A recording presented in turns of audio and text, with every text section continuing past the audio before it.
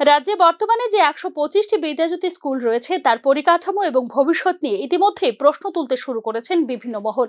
এরই মধ্যে আরো ২৫টি স্কুলকে বিদ্যাজ্যোতির অন্তর্ভুক্ত করার খবর চাউর হয়েছিল বিভিন্ন সংবাদ মাধ্যমে। এই বিষয়টিতে এবার স্পষ্টীকরণ দিল রাজ্য সরকার। বিদ্যাজ্যোতি প্রকল্পে আরো ২৫টি স্কুল অন্তর্ভুক্ত করা হবে, এই খবর সত্যের উপর ভিত্তি করে নয়। বিদ্যাজ্যোতি স্কুলের সংখ্যা বাড়ানোর জন্য দপ্তরের এমন কোনো পরিকল্পনাই নেই বলে এক লিখিত স্পষ্টীকরণে জানিয়েছে রাজ্য সরকার। ২০২৪ সালে সিবিএসই বোর্ড পরীক্ষায় চূড়ান্ত পাশের শতাংশ ছিল দশম শ্রেণীর জন্য ৮৭% এবং দ্বাদশ শ্রেণীর জন্য ৭৫ বলেও স্পষ্টীকরণে দাবি করেছে রাজ্য সরকার। তবে বিদ্যাজ্যোতি স্কুলগুলোর মান উন্নয়নে ৩৫২ জন প্রাক প্রাথমিক শিক্ষক, ১১২ জন বিশেষ শিক্ষক, ১২৫ জন স্কুল গ্রন্থাগারিক, ১১৮ জন কম্পিউটার সায়েন্সের পিজিটি, ১২৫ জন শারীরিক শিক্ষার শিক্ষক, ৭৪ জন ভূগোল শিক্ষক, ৮৩ জন মনোবিজ্ঞানের শিক্ষক, ৮০ জন সমাজবিজ্ঞান শিক্ষক এবং ৭০ জন অর্থনীতির শিক্ষক পদে নিয়োগ প্রক্রিয়াধীন আছে বলে জানিয়েছে রাজ্য সরকার।